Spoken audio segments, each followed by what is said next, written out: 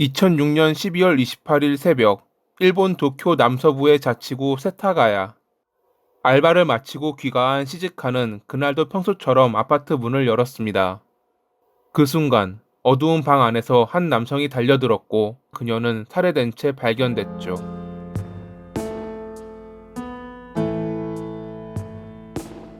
사건 발생 이틀 뒤, 시즈카의 언니가 집을 찾아왔습니다. 전날 밤부터 연락이 닿지 않던 동생을 걱정한 것입니다.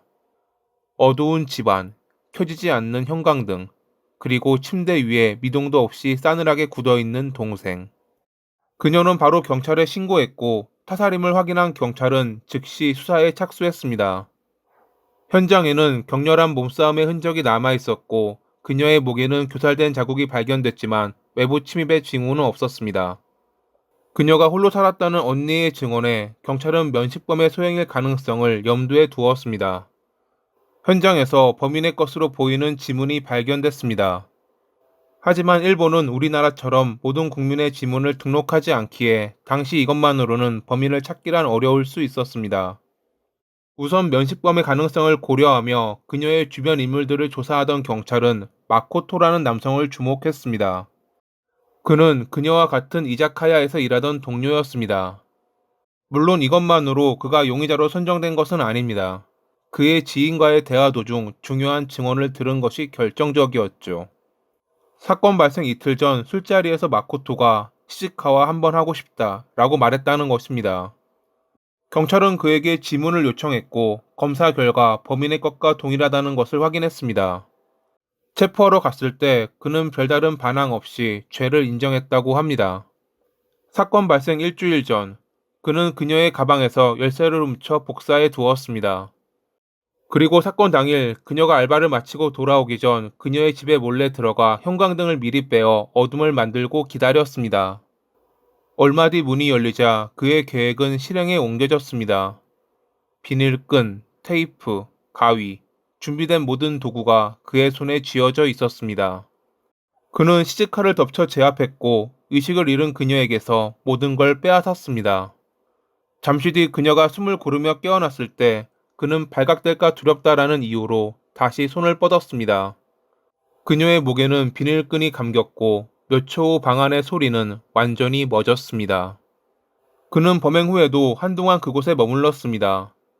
나름 자신의 흔적을 지우기 위해서였지만 허술하게도 지문을 제대로 지우지 못했죠.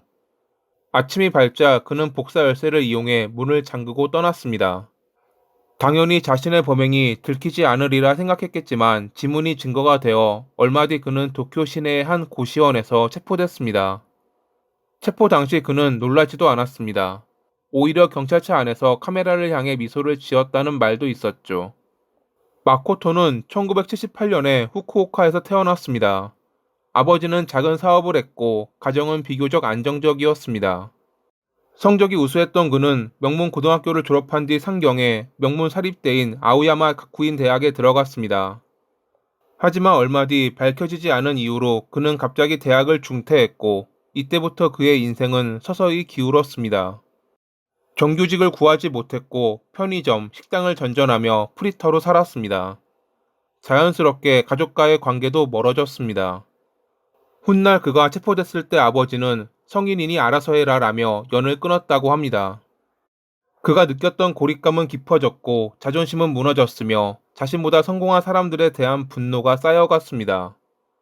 2006년 10월 그는 새로운 알바를 시작했고 거기서 시즈카를 처음 만났습니다. 밝은 인사, 누구에게나 공평한 친절, 그 단순한 인간적 온기에 그는 그녀가 자신을 좋아한다고 착각했을 것입니다. 그는 점점 그녀에게 집착했습니다. 메시지를 보내고 퇴근길을 따라가며 그녀의 눈에 어떻게든 들려고 했습니다. 하지만 그녀는 그를 그저 직장 동료로만 대했습니다. 그러던 어느 날 그는 쉬는 날에 뭐 하냐며 그녀에게 식사를 제안했습니다. 그녀는 다른 약속이 있다며 정중히 거절했죠. 이날을 기점으로 그의 마음속에 있던 그녀에 대한 사랑은 증오로 바뀌었습니다. 그리고 결국 자신의 욕망을 위해 그녀를 살해하는 나쁜 사람이 되었던 것입니다. 2007년 도쿄 지방법원에서 열린 재판에서 검찰은 그가 계획적 살인을 저질렀다고 주장했습니다. 그가 피해자의 가방에서 열쇠를 훔쳐 복사에 침입했고 당시 범행에 사용할 도구를 미리 준비했으며 증거를 없애려 했다고 말이죠. 또한 그가 그녀의 집을 떠나기 전 불을 지르려다 실패했다는 것도 확인됐습니다. 검찰은 극형이 마땅하다며 사형을 구형했지만 변호 측은 살해 의도는 없었다, 우발적 사고이다라며 반박했습니다.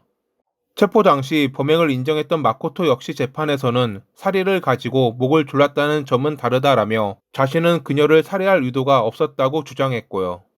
손으로 목을 조르면 실신시킬 수 있다는 생각에 배려에 적당한 힘으로 졸랐는데 그녀가 사망했다는 뻔뻔한 주장을 했던 마코토. 그는 심지어 칼이 아닌 가위를 가져간 것은 실수로 다치게 해서는 안 된다고 생각해 그런 것이라며 다시 한번 자신의 배려하에 범행을 실행했고 운 나쁘게 그녀가 사망한 것이라 말했습니다. 그런 그에게 판사는 다음과 같이 질문했습니다. 정말 터무니없다고 생각합니다. 당신은 여러 가지 생각하고 있겠지만 피해자를 향한 말 도무지 와닿지 않아요. 다른 할 말은 없습니까? 당시 법정에 있던 모두는 이런 판사의 질문에 그가 피해자에게 사죄의 말을 할 줄 알았습니다. 하지만 그는 평생을 걸쳐 갚겠습니다. 뭐 그것도 가벼운 것 같고 너무나도 영향이 커서 뭐라고 말해야 할지 모르겠네요. 라며 대답을 회피했죠. 법정에선 그는 감정이 없어 보였고 피해자 가족이 흐느낄 때조차 눈빛 하나 흔들리지 않았습니다. 2007년 6월 28일 판사는 판결문을 읽었습니다. 피고인은 피해자의 목을 2차례 이상 강하게 졸랐다. 이는 명백히 살인의 의도로 인정된다. 하지만 결과는 사형이 아닌 무기징역이었습니다. 당시 일본 사법부는 피해자가 한 명인 사건에서 사형을 선고하는 것을 매우 드물게 판단했습니다. 이른바 나가야마 기준을 본 것이죠. 4명 이상 살인의 경우 거의 사형을 선고하는 나가야마 기준은 법조계에 정식 등록된 법이 아니긴 하지만 꽤 많이 인용되는 사례였습니다. 그리고 당시는 범행의 잔혹함보다 피해자의 수가 더 큰 비중을 차지하던 시절이었죠. 그렇게 마코토는 수감됐고 그의 이름은 세월이 지나며 잊혀지는 듯 했습니다.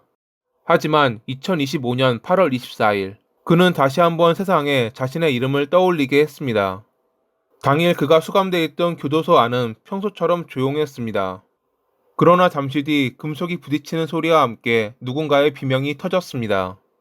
교도관이 달려왔을 때 아키라라는 수감자가 사망한 채 바닥에 쓰러져 있었죠. 그런 그의 옆에 서 있던 마코토는 제가 했습니다. 라고 짧게 말했습니다. 그는 금속 물병으로 그의 머리를 쳤다고 말했고 그의 말처럼 현장에는 찌그러진 금속 물병이 뒹굴고 있었습니다. 그가 살해한 아키라라는 수감자는 성범죄로 복역 중이었습니다. 두 사람은 같은 방을 쓰던 사이였지만 무슨 이유로 그가 그를 공격했는지는 알려지지 않았습니다. 내부 관계자는 마코토는 말이 거의 없었어요. 항상 조용했지만 눈빛이 너무 냉랭했습니다. 라고 말했습니다. 그는 18년 동안 침묵 속에 살았습니다. 자신이 저지른 죄에 대한 반성도, 감정의 흔적도 없이 말이죠. 그리고 그 침묵 끝에 나온 행동은 또 다른 살인이었습니다. 이 사건은 일본 사회를 뒤흔들었습니다. 언론은 연일 다음과 같은 보도를 했습니다. 무기징역 중 또다시 살인, 교정의 실패인가? 이 사건을 접한 사람들 역시 여러 의견을 내놓았습니다. 이런 범죄자에게 언젠가 사회로 돌아올 가능성을 허용해야 하나? 교도소 안에서 일어난 일이라 다행이다. 반성도 후회도 없네.